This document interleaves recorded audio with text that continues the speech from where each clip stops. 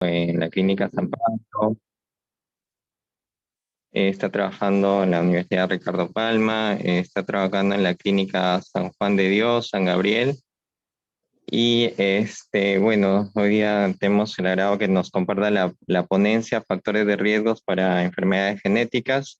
Entonces, bueno, primero agradecer al doctor Lacerna por haber aceptado la invitación y bueno, lo dejo, doctor Lacerna, para que nos pueda compartir esta interesante ponencia. Gracias, César. Buenos días con todos, doctores. Prometí es deuda, ya hace tiempo estábamos tratando de habían temas importantes para poder conversar sobre la parte genética, ¿no? ¿Se escucha bien, César? Sí. Sí, se escucha bien, se escucha bien. Gracias. Bien, como dicen los dermatólogos, directo al grano. Vamos a ver el tema de factores de riesgo, ¿no? Porque la especialidad genética, pues, no es una especialidad muy conocida, que digamos, o no es muy concurrida, y bueno, a veces no sabemos cuándo referir a nuestros pacientes, ¿no? Con este tipo de condiciones. Y bueno, parte de ello es conocer qué factores de riesgo podrían estar dándonos un indicador de que podría haber algo malo más adelante, ¿no? En este caso, que puedan haber, sobre todo lo más aparatoso y lo más conocido, que son las malformaciones, ¿no? Las malformaciones son digamos, el pan de cada día de las enfermedades genéticas, ¿no? Muchas de las malformaciones pueden estar asociadas a síndromes, ¿no? Y esos síndromes, pues, tener una base genética, ¿no? Tener una base genética. Entonces, eso es lo que vamos a tratar de ver el día de hoy. Entonces, ¿con qué se come, digamos, la genética? ¿Para qué es? A veces nos confunden solamente con personas de laboratorio y que estamos haciendo algún tipo de experimentos o básicamente para diagnóstico, ¿no? Para investigación. Nosotros vemos muchas condiciones que son harto conocidas, que son las malformaciones. Esto es nuestro pan de cada día, ¿no? Las malformaciones, ¿no? Y hay malformaciones mayores y menores, ¿no? Las menores, pues, son las que no van a generar mayor compromiso en el funcionamiento del cuerpo, ¿no? Que tengas, ¿no? Una microtia, por ejemplo, sin alteración, obviamente, severa de la parte auditiva, ¿no?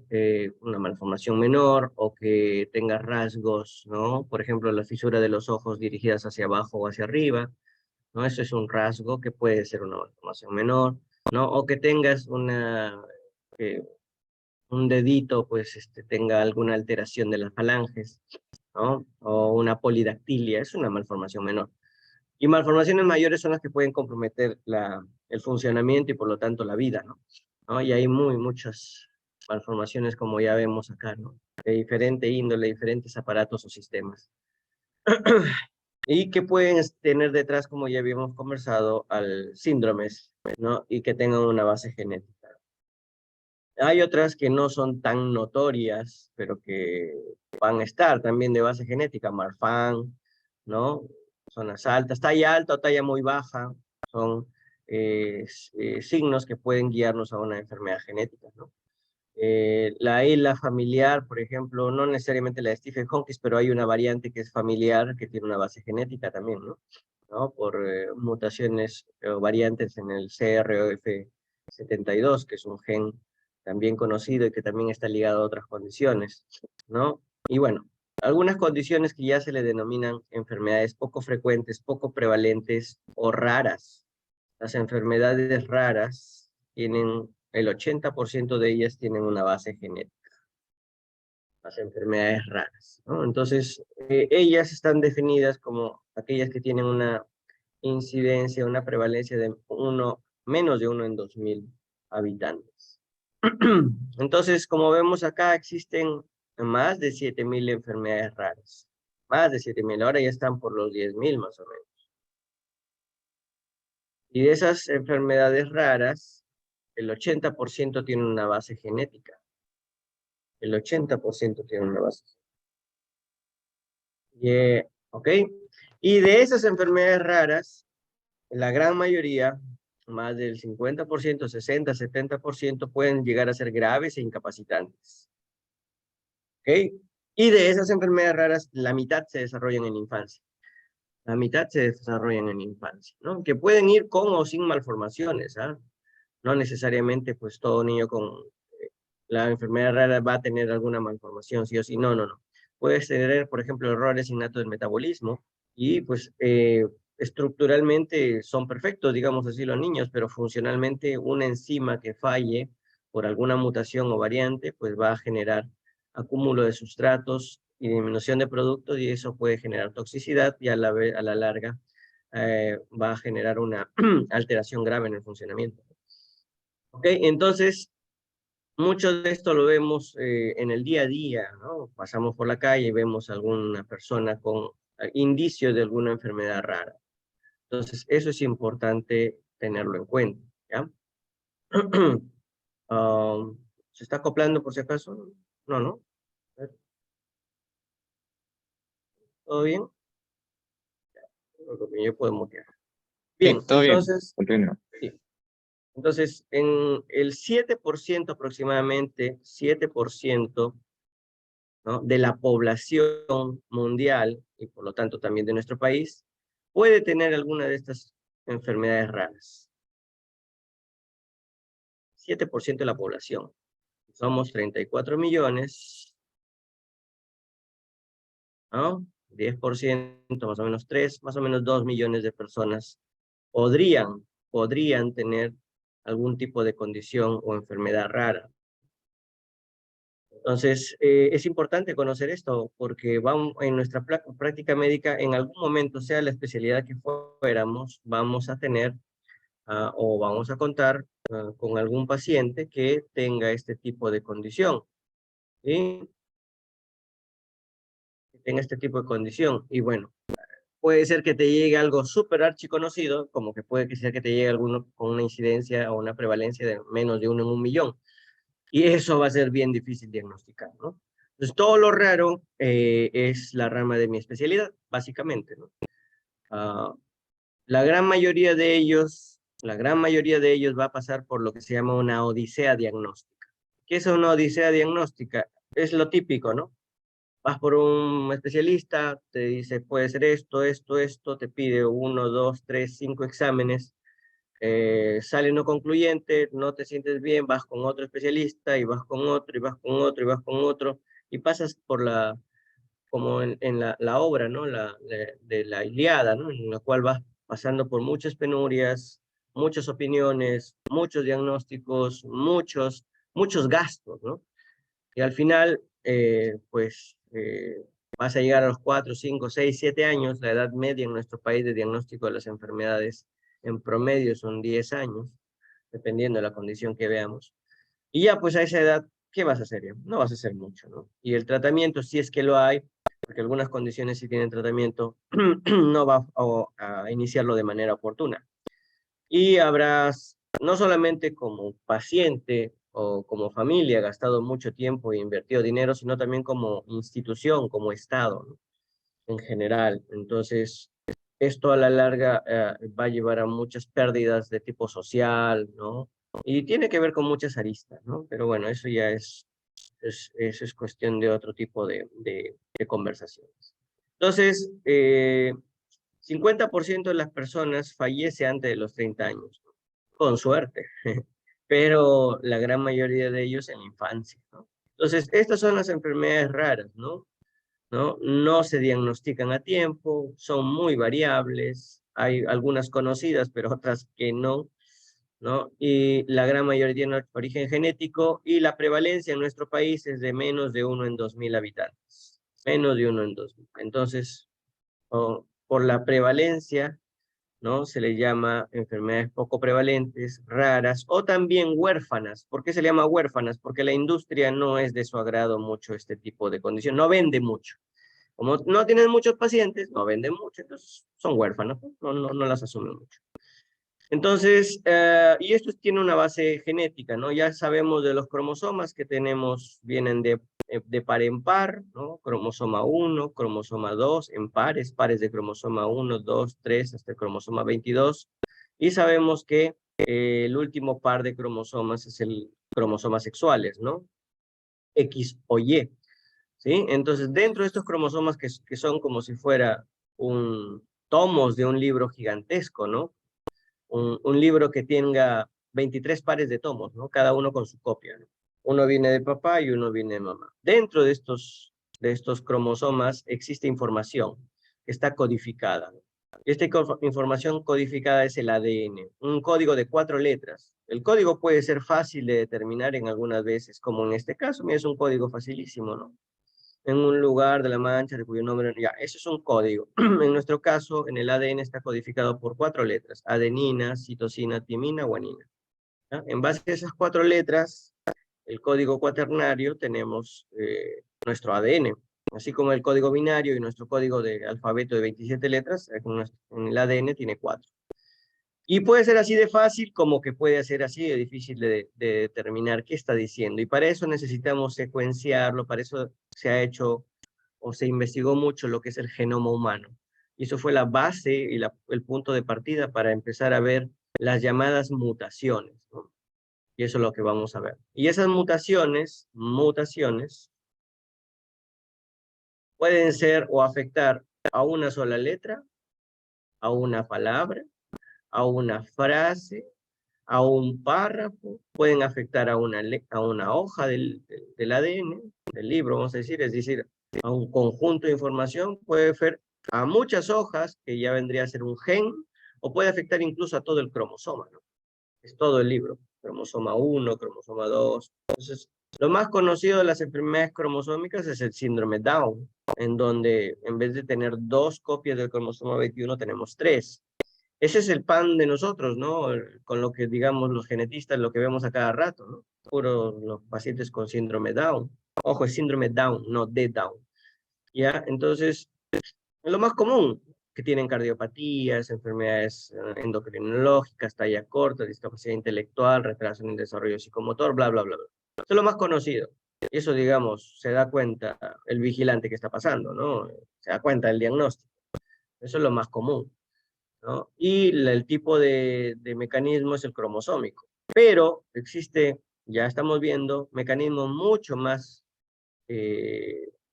finos, más puntuales, ¿no? De tamaño más chiquitito, que pueden ir hasta una letra, ¿no? Yo puedo eliminar una letra, puedo duplicarla o puedo cambiarla por otra letra, y todos esos cambios en el ADN se llaman mutaciones. Pueden ser mutaciones grandotas, un cromosoma o más, o pueden ser mutaciones chiquititas de una sola letra. Cada una de ellas puede causar enfermedades. Una sola letra cambiada en el ADN me puede generar una enfermedad como el síndrome de Marfan, ¿no? O como enfermedades como la fibrosis quística, o enfermedades como, en este caso, también conocido la fenilcetonuria, ¿no? O la galactosemia, o errores innatos del metabolismo en general. Una sola letra que cambia a la estructura y la función de un gen que está ligado a un enzima en específico, ¿ya? Pero puede ver también que se vaya un pedazo de información grande, ¿no? Y genere síndromes como el síndrome de Williams, como el síndrome de Prader-Willi, ¿no? Como el síndrome de Angelman, que son ya un pedazos grandes de información y donde se llevan muchos genes. Entonces, dependiendo del tamaño, yo puedo tener diferentes mecanismos y enfermedades. Y hay otras mutaciones o variantes que te pueden generar un riesgo nada más. Por ejemplo, las mutaciones o variantes que están ligadas a cáncer de mama, por ejemplo, el BRCA. O pueden ser muchas variantes, muchas mutaciones que te conlleven a enfermedades como las cardiopatías. Puede ser un solo gen, puede ser una sola letra, pero puede ser varias y estén predisponiendo. Y aparece el otro concepto que es el riesgo, ¿no? El riesgo. ¿No? Y muchas veces el riesgo puede ser de la misma persona, es decir, yo me hago un perfil genético y puedo tener varios genes mutados que me conllevan a un riesgo de tener una enfermedad más adelante. Llámese cáncer, llámese, poco a poco se está estudiando más con diabetes, enfermedades que por muchos años se pensó que eran básicamente ambientales, ¿no? Pero que existen variantes o mutaciones que te predisponen a tener esa enfermedad más que otra. Pero también puede existir la gran pregunta de que si yo, como padre, tengo un niño con una condición genética, ¿qué riesgo tengo de que vuelva a aparecer? Y eso dependerá de si yo, como padre, también comparto la mutación. Y si bien es cierto, no heredo la enfermedad, puedo heredar el riesgo, ¿no? De que suceda.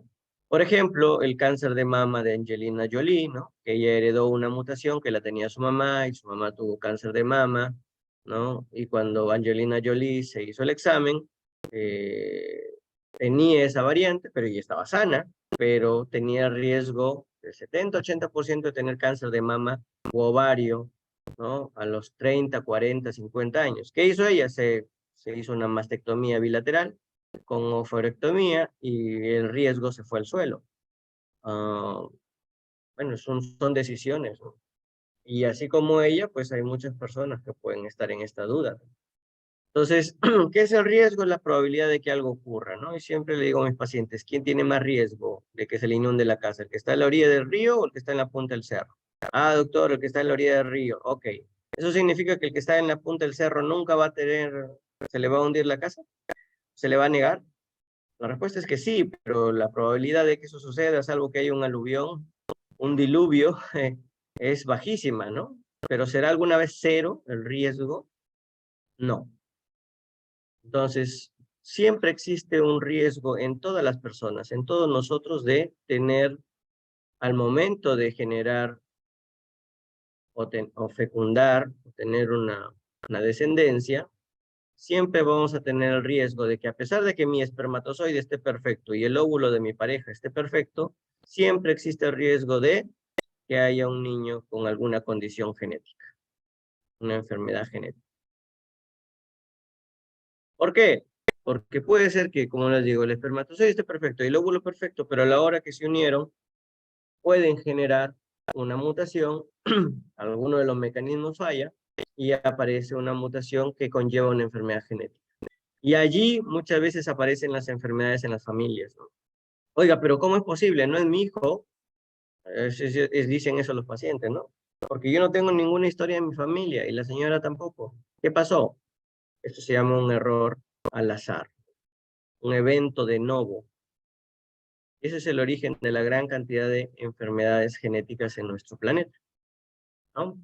Y es que ese riesgo nunca es, jamás llega a ser cero, ¿no? Profe, puede ser 0.00000001, ya ahí está, pues, pero no es cero. Entonces todos nosotros, incluso siendo médicos, o la profesión que sea, teniendo la edad que sea, vamos a tener riesgo de tener alguna condición genética. Pero doctor, podemos haber tenido 10 hijos y el 11 tengo una condición genética, sí, sí es. ¿Ok? Ahora, muchas veces ese riesgo puede variar, porque si yo tengo una variante, una mutación, yo puedo tener ya un riesgo preestablecido que puede ser 25%, que puede llegar a ser 50%, y en algunos casos ya no es riesgo, es certeza, 100%, dependiendo del mecanismo, ¿no? Puede llegar a ser que el riesgo de que vuelva a suceder el evento sea 25, 50 o 100%, o cero, entre comillas cero, ¿no? O el mismo riesgo de la población general. ¿Y eso de qué depende? De mi perfil genético. Entonces, ¿cuáles son los factores de riesgo? Ya vimos el primero, que es el riesgo en general, riesgo poblacional. Nunca es cero, en teoría es el 1%, en teoría es el 1%. Pero hay otras enfermedades, como el síndrome Down y otras aneuploidías, es decir, enfermedades cromosómicas,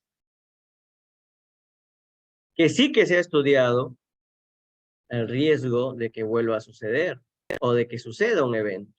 ¿Y de qué está o de qué va de la mano? De la edad. Y específicamente aquí hablamos de la edad materna. Y aquí vamos a tener también algo que a veces a nosotros como profesionales de la salud nos puede afectar y no necesariamente lo tomamos en cuenta o no lo llevamos a la conciencia, ¿no? Sino lo que tenemos ahí en el subconsciente, sobre todo en las señoras, ¿no? En las señoritas o en las doctoras, nuestras pacientes o la mamá de nuestros pacientes. En la edad materna avanzada. ¿Cuánto es avanzada? Más de 35 años. Eso nos confiere un riesgo, acá está, 35 años, que es mucho más elevado que en la población en general de menos edad. Se dice que la edad óptima, entre comillas, óptima para procrear es entre los 20 y 35 años. Porque después de eso el riesgo se va elevando, trepa, 2, 3, 10 veces, mucho más. Y vamos a examinar este cuadro que hicimos una publicación unos colegas del Instituto del Niño, ¿no? En donde vamos a ver este tipo de variables. La incidencia de la fertilidad, el riesgo de embarazo con síndrome Down, el riesgo de otras trisomías, abortos espontáneos y la tasa de trisomías. Lo primero que vamos a ver acá es la fertilidad, ¿no? Cómo es que va cayendo conforme va avanzando la edad, ¿no? Entonces tenemos acá, miren ustedes, a los 20 años, ¿no? El índice de fertilidad y cómo va bajando conforme van pasando los años. ¿Qué es este 470? Esto está en base a 1000, ¿no? Entonces, de 1470. Sabemos que la especie humana es una de las especies más infértiles o menos fértiles del planeta. Entonces, va alrededor del 50% es la tasa de fertilidad normal en la raza humana. Entonces, miren ustedes acá, a los 20 años, ¿sí? A los 20 años, 470 mujeres de 1000 se embarazan. De ahí va bajando, de ahí va bajando. Y miren ustedes a los 35 años, bajó la fertilidad 20%, ¿no? Y miren ustedes a los 40 años aproximadamente, ¿no? Acá, bajó mucho más. Ahora, 190 de 1000 se van a embarazar. Obviamente, eso es por el tema de cuántos ovocitos tengan las mujeres o folículos, porque como ya sabemos, eso va disminuyendo, ¿no? Entonces, obviamente la tasa de fertilidad va bajando, la incidencia. Después, ¿qué más podemos ver acá? El riesgo, ¿no? De aneuploidías, entre ellas el síndrome Down. Entonces, acá vemos en esta curva, vamos a poner acá, ¿cómo es la incidencia? Miren ustedes, ¿no? El riesgo con embarazos de síndrome Down a los 20 años es prácticamente nada, casi cero, 0.6, ¿sí? Y miren cómo va subiendo, y miren a los 35 años ya está en 2.65, de 0.6 a 2.65. Podríamos decir que se ha duplicado, se ha triplicado, ¿no? Se ha cuadruplicado en realidad la tasa de incidencia de nacimientos con síndrome de Down, o el riesgo en este caso. Y de ahí a los 45 años, mire, de 2.65 sube a 9.43, ¿no? Entonces, ahí se ha cuadruplicado otra vez, y así sucesivamente.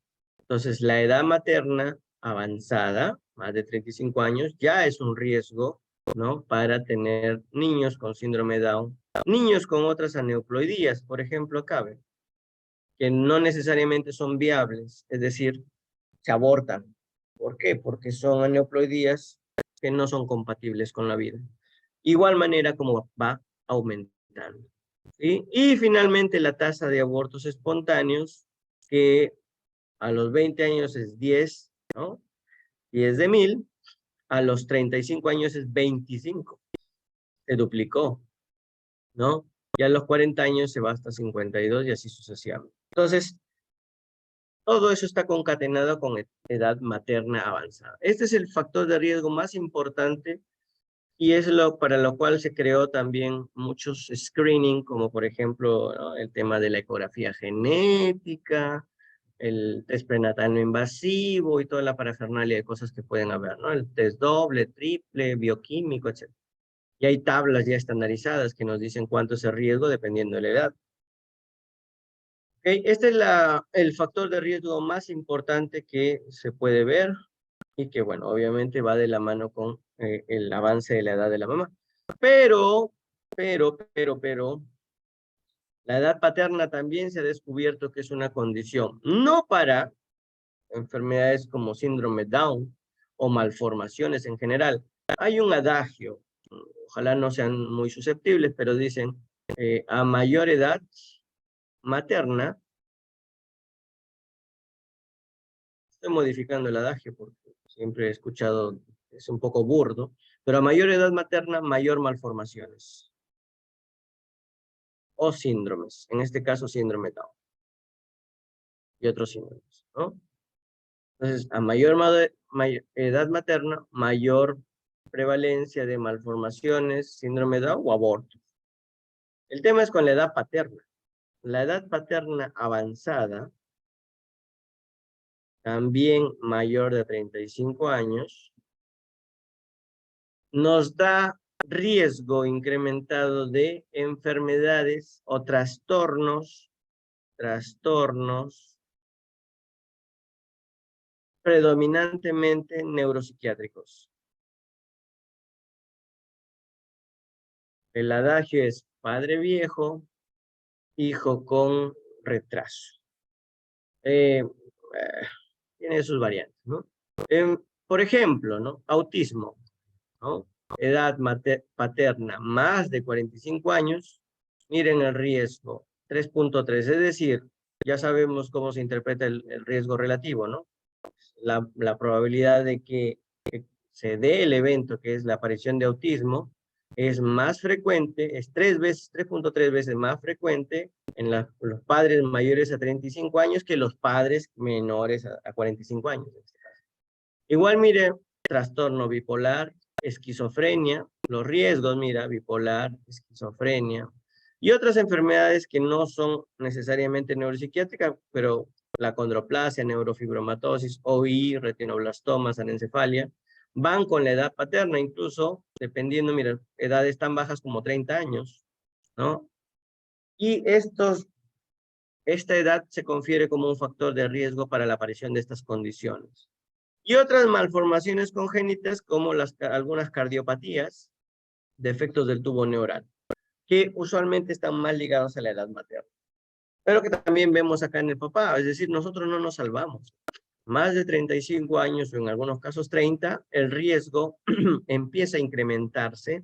Si bien es cierto, en algunos casos no son tan severos o aumentados los riesgos, ¿no? Pero pues igual se incrementa, ¿no? Es una relación netamente estadística, pero ahí está, no la podemos evitar.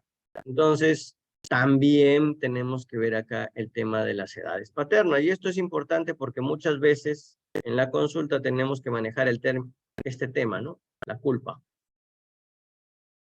La mamá le echa la culpa a papá, el papá le echa la culpa a la mamá, usualmente es lo segundo, ¿no? Y a veces vemos pues que no hay culpas, ¿no? No existe culpa.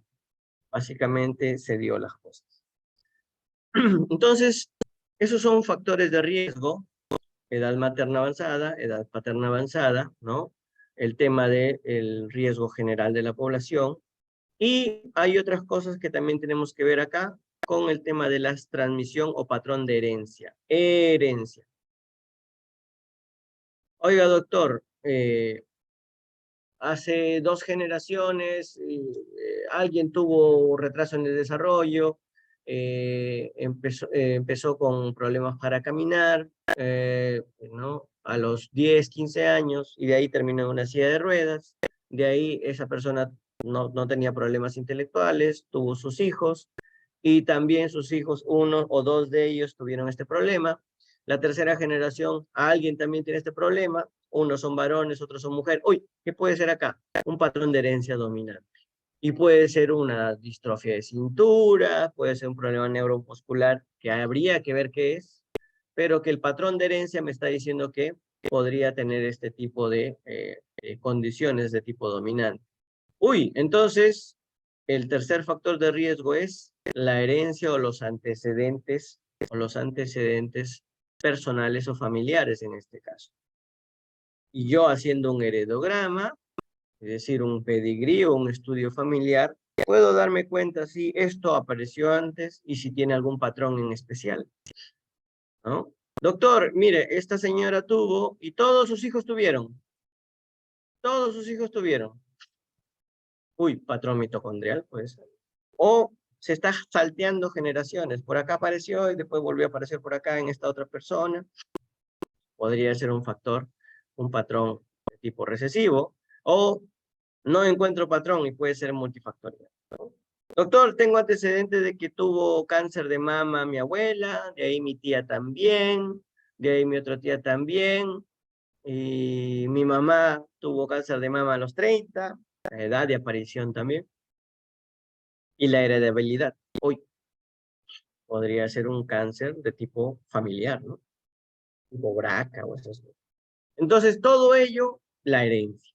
El tercer factor de riesgo es los antecedentes familiares. Eso es importante estudiarlo también, ¿no? Para poder ver si es que esto ya tiene un patrón establecido y poder restringir más la búsqueda, ¿no? Ok, entonces dependiendo de ello, yo voy a utilizar los exámenes. No todo es cariotipo, estimados colegas. Ah, ¿tiene sospecha de síndrome de Down? Cariotipo, bien. ¿Tiene sospecha de síndrome de Turner o Turner? Cariotipo, bien.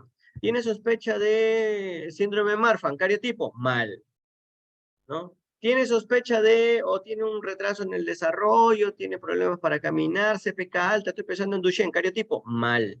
Entonces, cada examen tiene su aplicación, ¿no? El cariotipo para las alteraciones cromosómicas ya están conocidas, Down, Edwards, Patau, Turner, Klinefelter, y algunas otras más que pueden verse con el microscopio porque el tamaño de la alteración es grande, ¿no? Pero para mutaciones puntuales, es decir, de una sola letra o de un conjunto de letras, o de una hoja o de un conjunto de hojas de ese tomo que se llama cromosoma, el cariotipo no lo va a ver, es imposible, porque depende del ojo. Entonces, ¿qué tengo que utilizar? Técnicas como el microarray. Si quieren más adelante, podemos tener una charla sobre este tipo de enfoques diagnósticos, o utilizar el MLPA, o irme ya a lo que son estudios de secuenciación.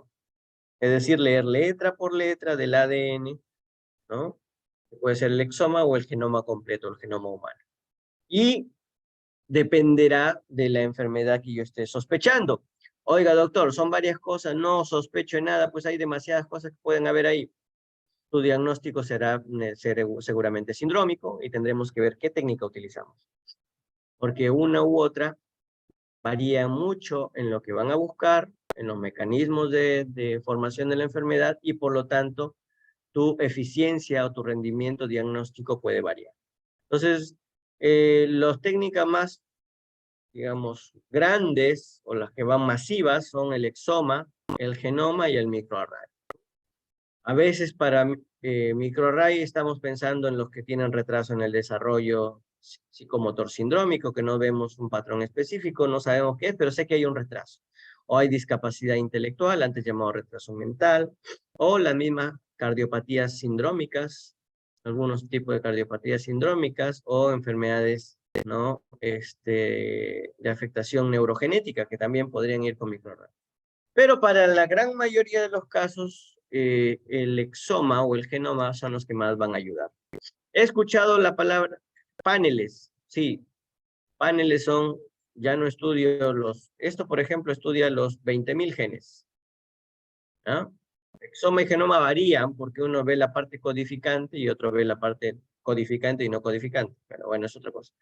Y el microarray también ve los 20.000 genes, son masivos. Y los paneles pueden verte entre 20, 30, dependiendo, ¿no? 10, 100, 200 genes, 500 genes, 800 genes, perdón, 800 genes. Pero ahí nada más queda, ¿no? ¿Ligados a qué? A la condición que tú tienes o que estás pensando. Entonces, esto nos permitirá llegar a un correcto diagnóstico si pedimos un examen. A veces ir gen por gen, por gen, por gen, te sale más caro que pedir todo el exoma completo, ¿no? Estamos hablando acá de un promedio de $1,500, el exoma, el microarray de 1,000, dependiendo de la calidad. Y a veces el estudio de cada uno de los genes, de solamente uno, puede costarte más que el exoma completo, ¿no? Más es menos, ¿no? Más genes por menos costo. Por eso son ahora más masivos. Más o menos para terminar, cuando yo pido una consulta con un médico genetista, ¿no? Cuando veo cosas que son raras y que no son tan comunes. Por ejemplo, la talla es muy alta o muy baja para mi familia. Profe, nosotros medimos, o doctor, nosotros medimos 1,60, mi hijo mide 2 metros. Ah, ya, pues, eso es raro. Eso es una anomalía. ¿no? Eso está fuera de la curva. Entonces, obviamente, o muy baja, ¿no? Nosotros medimos unos 60, unos 70 y mi hijo mide unos 40. Uy, ya, eso puede ser un índice. O que haya retraso en el desarrollo, ¿no? Ya tiene 3 años y no camina. Algo está pasando ahí, ¿no? ¿Qué se está pasando? Retraso en el desarrollo. O tiene 2, 3 años y no habla. También. Mujeres embarazadas o con planes de embarazo después de los 35 años. Acá está el factor de riesgo de edad, ¿no? Edad materna avanzada. Ojo, podemos tomar ahí exámenes prenatales a la mamá, no invasivos, no necesariamente punzarle la panza, como digo siempre a los pacientes, es decir, no hacer una amniocentesis, pero sí estudiar el ADN a partir de la sangre materna donde está flotando ADN del feto, ¿no? Y yo a partir de ello puedo armar el rompecabezas y ver si tienen neoploidías o no. Antecedentes familiares, tercer factor de riesgo, miren, ya estamos viendo. Padres con hijos con malformaciones, mira, malformaciones. O sufrimiento fetal, ¿no?, de causa no explicada, ¿no? O, por último, estaba bien, todo nació de manera correcta, o sea, hubo una parte prenatal bien, sus controles estaban bien, pero ¿por qué? Y hubo la cesárea bien o el parto normal, y ahora está pegado al ventilador y no sale. ¿Qué pasó? O tuvo, ¿no?, vómitos, náuseas, convulsionó, o tuvo hiperbilirrubinemia patológica. ¿Qué pasó? ¿Qué pasó? O una cardiopatía severa sindrómica, ¿no? O afectaciones o malformaciones severas. También tenemos que verlos. Infertilidad, esta es otra, ya sabemos que también es un nicho muy fuerte la infertilidad, ¿no? Porque la gran mayoría de casos solamente se queda en la parte de, te hago tus exámenes para ver cómo están tus trompas, tu útero, y ya está, ¿no? Pero a veces pueden haber causas genéticas ahí de fondo, ¿no? La fibrosis quística causa infertilidad, ¿no? Por ejemplo, ¿no? Es una de las cosas que podemos ver acá. Problemas hormonales anatómicos que no son la explicación de la infertilidad. Entonces tenemos que entrar a otro tipo de campo, que es el campo genético. Retraso en el desarrollo, retardo mental o ahora llamada discapacidad intelectual, ¿no? Entonces también, ¿no? Hay que ver ahí hasta un 50 u 80% de los casos de las falsas parálisis cerebrales infantiles no necesariamente son parálisis cerebrales infantiles, o son parálisis cerebrales infantiles de causa genética, ¿no? Y es decir, podría repetirse en algún otro hijo de esta familia, ¿no? Habría que ver. Abortos recurrentes o muertes fetales sin una causa establecida, también hay que verlo, ¿no? Abortos recurrentes, ¿qué pasó? ¿Es infértil? ¿Tiene algún problema? ¿Hay acá un problema de alteración cromosómica que no es compatible con la vida? ¿El papá será portador? ¿La mamá será portadora? ¿Los dos? ¿No? Hay otro factor de riesgo que no está ahí, pero que en nuestro país es muy, muy conocido, la consanguinidad.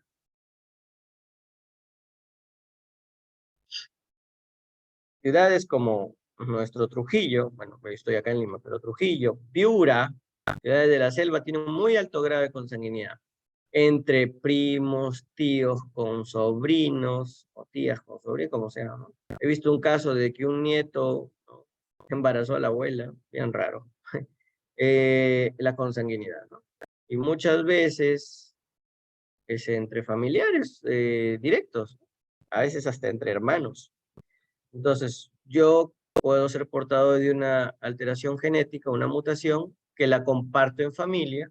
Obviamente, si me junto con una persona que es de mi familia, hay más probabilidades de que ella también esté portando esa mutación. Y cuando se junten dos errores, se anula el gen. Ya no tiene su función. Y me lleva sobre todo a cuestiones como errores innatos en el metabolismo o retraso en el desarrollo, retraso mental, discapacidad intelectual. Y hay otra pues que tiene que ver con yo quiero saber si es que voy a tener o no, ¿no? Pero que no es muy común en nuestro medio, ¿no? No somos muy preventivos, que digamos, ¿no? Y ya nos ocupamos recién cuando tenemos las cosas en la cara, pero en otros países sí, pues, ¿no? Quieren casarse y lo primero que hacen es un perfil genético para ver si tienen mutaciones conocidas entre ellos. Por ejemplo, en los judíos, ¿no? Que tienen alto grado de variantes que pueden compartirse. porque hay consanguinidad elevada. O en Estados Unidos algunos dicen, me voy a hacer mi perfil genético para ver, no esto de dónde vengo y estas cosas, ¿no? Que son muy comercial, sino si tengo variantes o mutaciones y veo si los comparto con mi pareja y qué riesgo existe que se junten y haya un niño con enfermedad. Porque obviamente un niño es una inversión de tiempo, de dinero, de recursos y demás. Y si bien es cierto, acá en nuestro país, usualmente nuestras familias tienen hijos muchas veces como conejos, pero en otros países se toma mucho este tema en punto de vista, ¿no? Entonces, esos son lo que podríamos ver acá, ¿no? Entonces, miren, por ejemplo, acá, este fue un artículo que se publicó, ¿no? Donde podíamos ver ya desde la parte prenatal malformaciones, obviamente de base genética, en este caso un síndrome de Pfeiffer, ¿no? Que tiene una causa genética, ¿no? Y que obviamente, ya diagnosticado, pues se tuvo que terminar el embarazo porque era incompatible con la vida, ¿no? Otros casos como este, miren, puede pasar como normal. Ah, no, sí, es flaco, no tan alto, y ya está, ¿no? Y resultó que tenía pues problemas oculares, problemas, miren, el pechito, ¿no? Un poco de dismorfia, ¿no? Ya nosotros un poco más entrenados ya vemos detalles que, digamos, no necesariamente se ven así. Las manos un poco largas, un hábito llamado marfanoide, no es marfan per se porque son altos, más de lo normal, estaba en la talla media. Y que resultó que tenía un síndrome poco conocido que se llama Shawastra-Bullseye, ¿no? Que también se publicó, una variante muy rara. Entonces, bueno, esto es todo. No sé si tienen preguntas. No sé si están. Agradecer a Jorgito, brillante exposición. Creo que nos das un poco de luces en cuanto a genética, que en realidad es bastante importante y es parte de un manejo multidisciplinario, ¿no? Bueno, yo como cardiólogo pediatra siempre trabajo contigo preguntándote casos, ¿no? Porque van asociados muchos a pacientes genéticos, ¿no? Pacientes genéticos. No sé si hay alguna pregunta por parte de los participantes. Claro, muchas veces vamos a tener pacientes que sinceramente no sepamos qué es. Y una de las opciones es ayudarse con, bueno, con las otras especialidades y si es que tienen a la mano también genetista, que en la red está, ¿no? Pero a veces pues demora muchísimo, ¿no? Entonces, pero pensar en esto, ¿no? En indagar qué factores de riesgo pueden haber allí. Porque las personas, las familias te van a preguntar muchas veces, ¿no? ¿Esto va a volver a repetirse? ¿Y qué pasa si es que quiero volver a tener familia, ¿no? Entonces, hay que ver estos factores, ¿no? O muchas veces tenemos enfermedades raras, ¿no? Están meses intubados, ¿no? Los niños no se desacoplan, resulta que pueden tener una enfermedad neurogenética, ¿no? Puede ser un Prader-Willi, puede ser o algún tipo de enfermedad de error innato de metabolismo, ¿no? Esos casos donde todo aparentemente va bien y ¿por qué nace con este tipo de alteraciones o no logro sacarlo? ¿No? Y ¿no? A veces lo diagnosticamos o lo encajonamos básicamente con el diagnóstico de sepsis neonatal y ya se ha visto por estudios que el 30 a 40% de los casos de sepsis neonatal en realidad son un error innato del metabolismo. Van más o menos con síntomas inespecíficos, náuseas, vómitos, trastorno del sensorio, ¿no? Encefalopatía, y pensamos que es una sepsis, una meningitis, qué sé yo, ¿no? Y al final, con el paso del tiempo, vemos que es un error innato de metabolismo. Sí, César. Doctor, buen día. Muy agradecido por su brillante exposición. Mire, mi pregunta directa es ¿cómo va este tema de la frecuente y la alta prevalencia de obesidad materna, en la cual ya se está viendo bastantes casos que, bueno, los chicos nacen definitivamente afectados de alguna manera, sobre todo con problemas cardíacos? ¿Cómo va este tema a nivel mundial? No sé, porque la obesidad materna, valga en verdad, se ha incrementado exponencialmente. Claro, la obesidad materna también tiene varios aristas, ¿no? En cuanto, por ejemplo, a la macrosomía que pueden tener los niños, o a veces también casos de muerte súbita, ¿no? No necesariamente es un factor de riesgo para que genere algún tipo de alteración genética, pero sí otro tipo de compromisos netamente metabólicos que no son obviamente causados por unas mutaciones, nada por el estilo, ¿no? Entonces, es en nuestro, bueno, yo muchos de los casos que veo, sobre todo en las UCIs neonatales, es con madres obesas, ¿no? Y madres obesas e incluso diabéticas encima, ¿no? Y eso puede incluso ser factores teratogénicos, no genéticos, para la aparición de algún tipo de alteraciones. Entonces, sí hay que ponerle énfasis a la obesidad materna, pero no necesariamente ir en el camino de, me puede causar un síndrome Down o una enfermedad genética o una condición de base genética, pero sí una condición que puede poner en riesgo el desarrollo del nene, el acoplamiento a al nuevo, digamos, ya saben, de la vía intrauterina a la extrauterina, ¿no? Y estar ahí con las alarmas puestas, ¿no? Y eso los neonatólogos lo saben bastante bien, ¿no? Manejan muy bien ese tema. Y siempre están viendo a las mamitas, ¿no? Son obesas o no. Pero en el campo netamente la genética no está, digamos, no hay un factor determinante, ¿no? Pero sí para el desarrollo del nene. Eso es lo que habría que ver. Y en nuestro país, pues casos de obesidad hay mucho, mucho, mucho. No hay un estudio que nos diga cuánto es la incidencia o prevalencia de madres con obesidad, ¿no? Gestantes obesas o ya previamente obesas. Pero se estima pues que entre el 12 y 20% de la población puede tener obesidad. Incluso más, dependiendo de los datos donde estemos. Y obesidad puede llegar a ser mórbido. Así es. Muy amable, doctor. Gracias. A usted, doctor.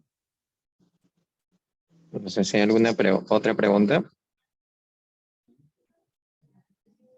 En caso de allá de la alta complejidad, doctor César, ¿cómo están con el tema de las cardiopatías sindrómicas, ¿no? O en general, síndromes que se estén sospechando en la parte pediátrica, ¿no? Sí, bueno, como lo mencionaste, como he visto, pues lo que más tengo es síndrome de Down, ¿no? Que se diagnostica con cariotipo. Pero te iba a comentar, por ejemplo, hace poco tengo una paciente con miocardiopatía dilatada. Yo le expliqué que el riesgo, porque es genético, ¿no? Genético. Y le expliqué el riesgo que había si tiene otros hijos. Ella decidió tener 2 hijos más. Tuvo un varón, el varón no ha tenido la primera mujercita que tiene la miocardiopatía. La tercera hija salió mujer también. Hace poco le hice el ecocardiograma, también miocardiopatía dilatada, ¿no? Entonces, en ese grupo ya voy viendo varios, ¿no? Acá en el norte, en el grupo de cardiomiopatías y con sospecha de genética, ¿no? Bueno, por temas económicos, me imagino no completan el estudio genético, pero en realidad pues en otros países se arma todo un árbol genealógico en este grupo de pacientes. Incluso en las canalopatías, trastorno del ritmo que vemos peligrosos también, ¿no? Entonces creo ahí la importancia de la genética y de poder incorporarla a nuestros pacientes, ¿no? Y como mencionaste, tenemos pacientes, por ejemplo, acá en la UCI pediátrica, donde tenemos dos o tres pacientes crónicos con problemas neurológicos y con base genética de fondo. Entonces, son pacientes que han ido mal, no se pueden extubar y al final se sospecha la genética, se pide el estudio, algunos ya lo hicieron y tenemos los diagnósticos genéticos. Entonces, yo creo que la genética ahí nos ayuda mucho a definir el paciente, el pronóstico, cómo abordarlo y la orientación a la familia, ¿no? Que también es importante, o sea, cuándo o no decidir tener otros hijos, ¿no? Porque como el caso que te comento, yo le dije a la mamá el riesgo, decidieron tener y ahora tienen ya no un hijo con miocardiopatía dilatada, sino 2. Y los 2 van a necesitar trasplante, ¿no? Entonces, y están presentando síntomas muy pronto.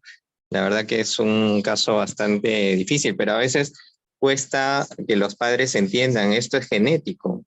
Decir, no, a veces piensan que es un tema de creencias y todo eso. Entonces también es una ideología de la población que también tenemos que cambiar, ¿no? La parte genética aporta mucho y necesitamos incorporar, ¿no? En el manejo multidisciplinario de nuestros pacientes.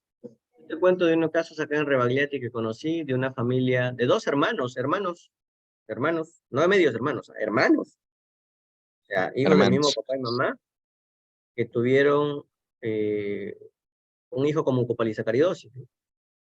Se le muere. Los 2 años vienen con otro hijo, también con mucopolisacaridosis. Se les murió. Y ya se les había dicho, y vienen con un tercer hijo. Ya cuando yo los entrevisto, ya era el tercero, ¿no? Que estaba con tratamiento. Y desean tener un cuarto hijo, porque esto se repite, y ya la probabilidad de que suceda es tanto y tanto, ¿no? Sí, doctor, queremos hasta que finalmente tengamos al sanito. Y eso es algo que sucede, ¿no? Entonces ya te quedas así y dices, wow. ¿Ya? Y era el cuarto hijo, y cada tratamiento con mucopolisacaridosis cuesta alrededor de $1.000.000. Y lo sacan por juicio, y en el salud ya sabemos cómo salen muchas veces las cosas. Entonces, ¿qué hacemos, no? Entonces ahí es mucho el tema de la educación, obviamente, ¿no? O mucha atención, a veces, y eso lo veo muy frecuentemente, y a motivo de sugerencia quizás, nos ocupamos mucho del peso y la talla, pero nos olvidamos del perímetro cefálico, y ya cuando llegan a veces mucha edad ya escolar, resulta que hay microcefalias que no nos hemos dado cuenta. Entonces, como médicos en general, como pediatras más, ver esos hitos del desarrollo. Muchos de los colegas a veces llegan pacientes a mi consulta con retraso en el desarrollo, y lo vio el pediatra, sí, pero es normal, le ha dicho. ¿Te fuiste al neurólogo? Sí, se va a demorar un poco más. ¿Cuántos años tiene ya? 3 años, no camina. Y se pasó de médico en médico diciendo, es normal, es normal, es normal, es normal. Y a veces pecamos en defecto y podemos tener ahí un Duchenne. Un Duchenne que se puede diagnosticar rápidamente con una CPK sin necesidad de un examen genético per se, ¿no? Entonces, y a veces también esto nos ayuda en los problemas médico-legales, ¿no? Varios pacientes y colegas han venido a la consulta por un asesoramiento incluso médico-legal, ¿no? ¿Por qué? Porque a veces las familias, ¿a quién le van a echar la culpa de lo que suceda con su hijo? De que está en el ventilador, de que no se acopló. Al pediatra, al ginecólogo, y resultó que ninguno de los dos tenía la culpa, ¿no? Era un evento genético, y esto también nos puede ayudar. Sí, ahí William creo que está levantando la mano, doctor. Sí, doctor, buenos días. Muchas gracias por la Hola. exposición. Quería hacerle una A usted. consulta. Miren, nosotros acá en neonatología muchas veces vemos recién nacidos con aspecto Down, ¿no? Lo que llamamos facies Down. Sin embargo, no tiene otros estigmas de Down. Cuando vemos a la familia, al papá o a la mamá, nos vemos muy parecidos, ¿no? O sea, y nosotros decimos, ha salido el papá, ha salido la mamá. La conducta en ese caso, doctor, ¿cuál sería? ¿Derivar al genetista, pedirle sus exámenes? Claro, si tienes, O asumir como que es algo hereditario, sería el papá o la mamá. si tienes la duda, y ya se generó la duda, mejor es que lo derive, ¿no? Es mejor pecar en exceso en ese aspecto, porque después puede ser que sí sea, y las consecuencias van a ser peores, ¿no? ¿Contra quién se van a ir? Entonces, eso es como tema de cuidarnos, pero dos, es porque tenemos la sospecha, y no tengamos miedo en decir. Muchas veces los colegas, por ejemplo, acá en Almenara, no querían poner síndrome Down cuando es clarito síndrome Down, por el miedo, ¿no? Y en las clínicas es peor. Entonces, por el miedo, porque obviamente a veces piensan que se van a ir contra el médico. Si hay la sospecha, se explica la sospecha y se deriva. Sí me ha pasado, y he patinado una vez, con los pacientes que tienen ascendencia de la selva, que son a veces chinitos, cara redondita, ¿no? Cara redondita, ¿no? Son chinitos. Y tú dices, oye, parece, ¿no? Pucha, no sé. Ahí, la cuestión es ahí el manejo, ¿no? El manejo que tienes con la familia. Mire, señora, me parece que es esto, pero tengo tal sobre la balanza esto que me parece, y el resto, mira, esto no, no, no, no, con su checklist, ¿no? Pero, ¿qué prefiere usted? Que tengamos la duda, porque, pero doctor, se parece a su papá es así de feo, a veces te dicen. Y tú te ríes, pero dices, mejor a la duda, yo prefiero, ¿no?, salir de las dudas. A veces les digo eso, ¿no? Me parece que está usted anémica, muéstrame la evidencia, ¿no? Ya los pacientes a veces te dicen, muéstrame la evidencia, ¿no? ¿Cuál es la evidencia? Piden una hemoglobina, ¿no? En este caso, si bien es cierto que es un examen que a veces en la parte privada puede estar algo carito, pero prefieres, muchas veces tienes que hacerles entender que es preferible eso a quedarte con la duda y que más adelante hayan repercusiones. Entonces, si tienen esa duda, doctor, plantéenle a los pacientes, a los familiares y deriven o pidan el examen de frente, ¿no? También se puede hacer. Ahora, derivar, yo sé que a veces es muy caótico derivarlo a la almenara y hasta que le salga la referencia y que la atienda la doctora Soria, y eso se puede demorar 6 meses, ¿no? Pero, y eso es un suplicio para los pacientes. Entonces, la otra opción es, bueno, pedir el examen, ¿no? Si es que, como decimos, tengámonos fe también. O derivar al especialista en este caso. Y no quedarse con la duda. Pero sí, sucede. Y a veces las pacientes con ascendencia, digamos, chinos, ¿no? O asiáticos pueden tener este tipo de rasgos, o los de la selva de nuestro país, ¿no? Es común. Y lo he visto, y como le digo, una vez sí he patinado, pues. Entonces, ese es el tema, ¿no? Muchas gracias, doctor. A usted. Bien, creo que ya no hay más preguntas. Bueno, agradecerte nuevamente, Jorge, por la ponencia. Esperamos seguir contando con tu apoyo y seguir ahondando en estos temas de genética que creo que aportan mucho y sobre todo nos ayudan a cómo abordar, cómo buscar, ¿no? Yo, como le digo, personalmente en la parte de cardiopatías me fijo mucho en los rasgos fenotípicos porque me orienta a las cardiopatías. Y muchas veces, bueno, como Jorge también es mi amigo, le he mandado fotos para que me ayude con algunos síndromes y con eso tener un mayor abordaje del paciente, ¿no? Eso ayuda bastante. Entonces, bueno, un agradecimiento grande, un abrazo a la distancia, Jorge, y esperamos seguir teniéndote en los siguientes meses. Como siempre, para servirles, colegas, amigos, y bueno, muchas gracias nuevamente por la oportunidad. Listo. Gracias, Muchísimas Jorge. gracias, doctor. Muchísimas Hasta gracias. luego. Gracias a todos por su participación. Hasta luego. Gracias.